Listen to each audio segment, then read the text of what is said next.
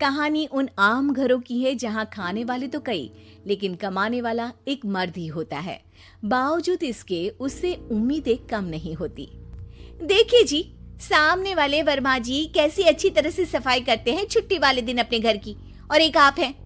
अरे यार, उनके पास कार है, ऑफिस पास में है और हफ्ते में 2 दिन की छुट्टी होती है, तो फर्क तो पड़ता है ना। मेरी तो शादी ही गलत हो गई। अरे कोई मस्त लड़का मिलता, कमाता भी, घुमाता भी, घर के कामों में भी मदद करता, लेकिन नहीं जी, हमारे वाले को तो कमाने से फुर्सत ही नहीं, और कमाई भी ऐसी कि कोई जरूरत पूरी ही नहीं हो रही है। सुनील बेचारा शीना को देखकर सोचता है कि शीना सही कह रही है। देखने में सुंदर है, घर का सारा काम कर लेती है, उसे तो कोई भी अच्छा लड़का मिल सकता था। क्या सोच रहे हैं? भागने का इरादा तो नहीं है? अरे नहीं मेरी प्यारी बीबी, मैं तो नहीं, पर डर है कि तुम नहीं कहीं भाग जाओ मुझे छोड़कर। शीला सुनील के मुंह से प्यार भरी बात सुनकर मुस्कुराती है। आप भी ना। सुनील एक दिन ऑफिस से घर आता है कि तभी शीना कहती है, सुनिए जी, वो मेरी सहेली आई थी, सारा दिन वो लोग यहीं थे, अब जा रही थी तो मैंने कहा नहीं नहीं, मेरे पति छोड़ आएंगे ना तुम्हें, तो रोक लिया मैंने। सुनील थोड़ी देर कुछ सोचता है, फिर कहता है, ठीक है, मैं कपड़े चेंज करके आता हूँ। अरे तेरे पति को तो लग रहा है कि अच्छा नहीं लगा। अरे नहीं नहीं, ऐसी कोई बात नहीं है, रुको मैं अभी उन्हें घर के कपड़े देकर आती हूँ। शीना अंदर जाती है जहाँ सुनील पलंग पर लेटा होता है। अरे क्या मजाक है, वो कह रही है कि आपने मुंह बना लिया। सही तो कह रही है, सुबह से अब ऑफिस से लौटा हूँ, एक कप चाय का तो पूछा नहीं, 20 किलोमीटर जाओ और आओ, और फिर कल उसी टाइम पर ऑफिस। अरे यार, मुझे गाड़ी चलानी आती ना तो बोलती भी नहीं आपको, और कौन सा रिक्शा खींच कर जाना है आपको। सुनील अब क्या बोलता। रात देर से आता है और सो जाता है। अगले दिन शरीर दर्द हो रहा है। अरे तो मत जाओ ना ऑफिस, चलते हैं ना मार्केट घूमने, फिर पिक्चर देखेंगे और रात में खाना खाकर घर वापस। सुनील जब सारे दिन की थकान वाला शेड्यूल सुनता है तो वो सीधे सीधे ऑफिस के लिए तैयार हो जाता है। अब आए दिन शीना की डिमांड बढ़ती ही चली जाती है और सुनील उसको पूरा भी करता। लेकिन एक दिन, ए जी मेरा भाई आ रहा है, उसे 2 लाख रुपए की जरूरत है। हाँ तो मैं क्या करूँ शीना, मेरे पास इतने रुपए नहीं है।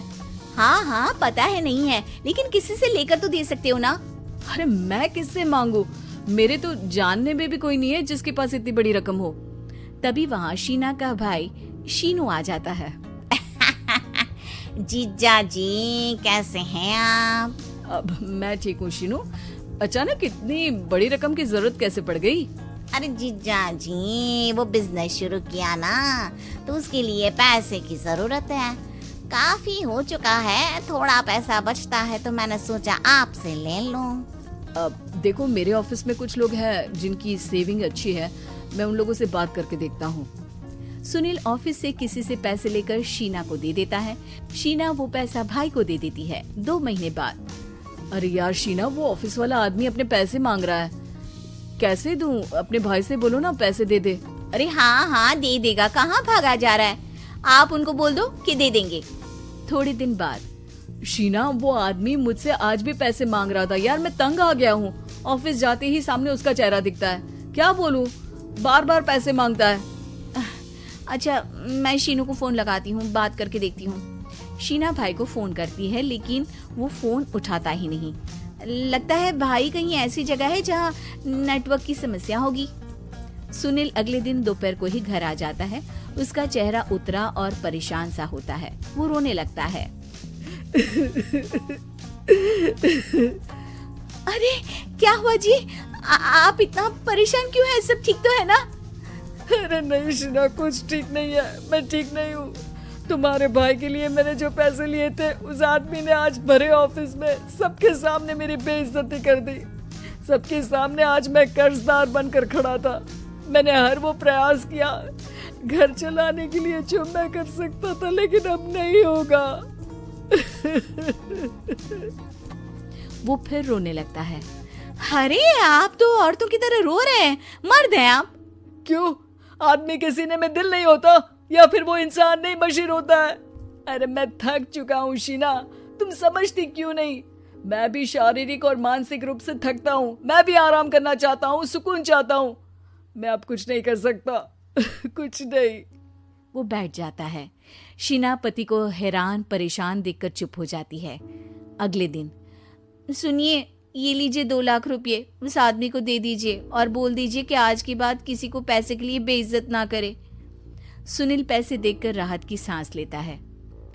अरे शीना, तुमने तो मेरा बहुत बड़ा काम कर दिया।